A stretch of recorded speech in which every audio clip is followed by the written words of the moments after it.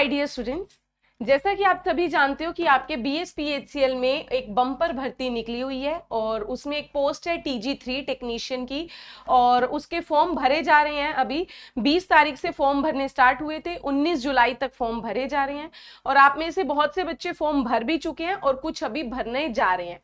लेकिन वो होता है ना कि जब आप कुछ अच्छा काम करने जा रहे हो तो बहुत सारी रुकावटें आती हैं।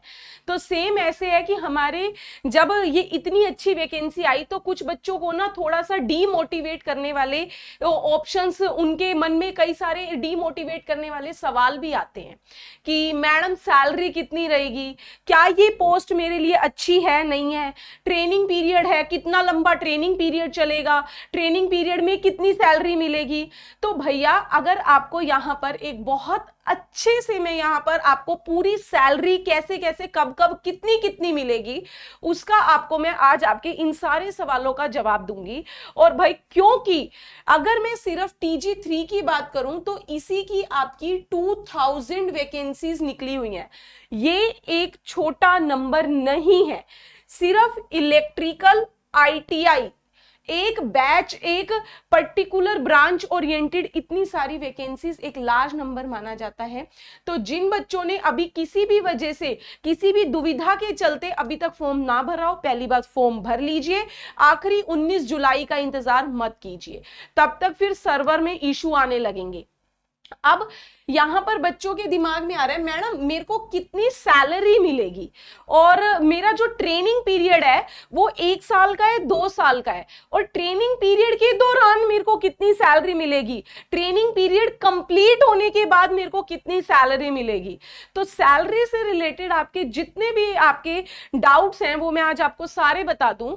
सबसे पहले यहां पर देखो, आप अगर अपनी ऑफिशियल नोटिफिकेशन पर भी आओ तो इसमें यहां पर उसने क्लियर लिखा है कि आपका जो प्रोबेशन पीरियड है वो कितना होगा, 2 साल का। यानी कि ट्रेनिंग पीरियड आपका कितना है माय डियर, 2 साल का है। ऐसा नहीं है इस 2 साल के दौरान आपको कुछ भी नहीं मिलेगा, आपको सैलरी मिलेगी।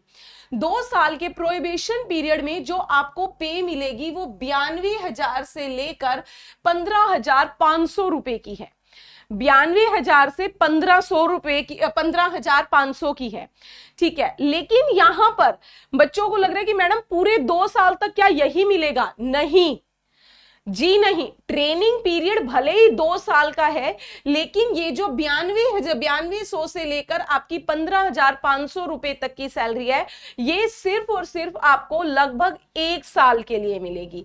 क्योंकि यहां पर सीधा सीधा देखिए उसने बोला है कंसोलिडेटेड मंथली पे ₹92,000 और फिर उसमें क्या कह रहा है, after completion of 1 year of probation period. ध्यान से पढ़िए, नोटिफिकेशन को ध्यान से पढ़ना बहुत जरूरी होता है भाई। After completion of 1 year of prohibition period, यानी कि प्रोहिबिशन पीरियड 2 साल का है लेकिन इस प्रोहिबिशन पीरियड का 1 साल कंप्लीट होने के बाद आपका पे स्केल जो है वो कितना हो जाएगा, लेवल 4 का, लेवल 4 का हो जाएगा। और उसने बोला है रेगुलर पे scale as per 7th PRC plus other allowances.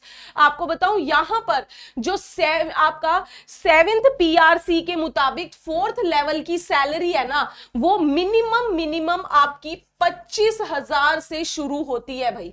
25,000 something होता है, उससे तो स्टार्ट है। और ये बढ़ते बढ़ते आपकी अगर मैं बात करूं जितने इसमें कितने अलाउंसेस हैं, 81,000 तक जाती है।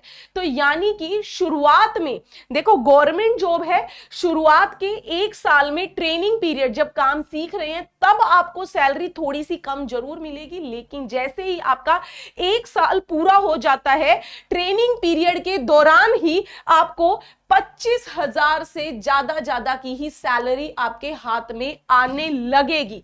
जी हाँ, 25,000 प्लस कहूंगी तो भाई छोटे अमाउंट नहीं है।